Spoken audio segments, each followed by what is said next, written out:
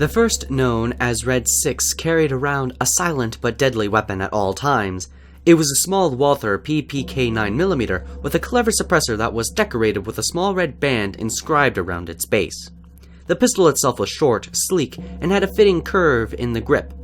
She had taken the same metal and mimicked the pattern on the inside of the grip. She had taken that metal, which was on her mask, and painted it red to give it a pleasant aesthetic and texture of cards. It carried an 8-round magazine plus one in the chamber, with a light concealable frame, and had little to no recoil.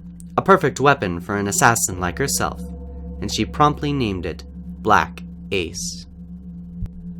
Hunter was an experienced player at the game, and was getting sick of the drawl of low-classed weapons. He wanted a change, and wasn't much in the mood for going easy this year. Purchasing an MP5 military modded version, he viewed it as an art, in a sense of what he had modified it to become. Adding a flash hider to get rid of muzzle flash for the slight advantages at night fights to get rid of the blinding light.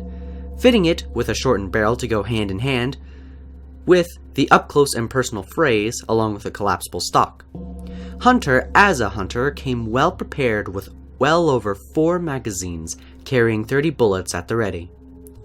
For presentation, he took the closest thing he could find at a store that compared to scales, which turned out to be chipped wallpaper, and carefully placed them along to overlap above the ejection switch.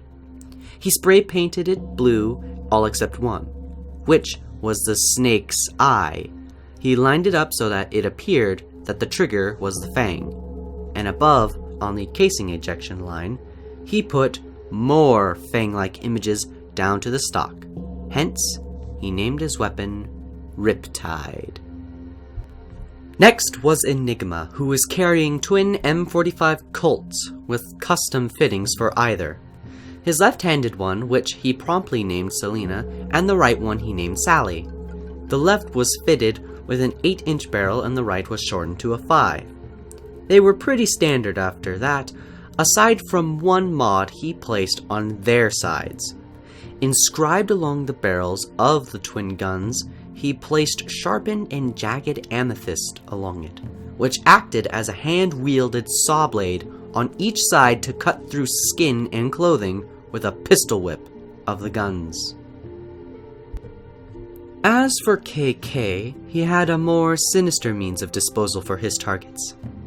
Carrying a heavily modified Walther P38, he arranged it to where it loaded only one cartridge that was placed in the barrel. By sliding back the ejection on the top, he could stop it with his safety and load in his very sinister 9mm rounds, poison-tipped with a hallucinogenic drug embedded in each bullet. Mainly, his weapon of choice is his jade-handled stone 6-inch blade. The poison would promptly be called Iron Bells, which is a drug so potent it will cause effects within 5 minutes after entering the bloodstream, and results vary depending on the point of entry. Lastly, Verde's weapon of choice is the M9 Beretta FBI Standard, with a small green triangle inscribed on the barrel of the weapon. No modules, no customs, no need in his mind, as he was going to be playing a much different type of game. His mask holds a voice modulator, which also is his finest weapon.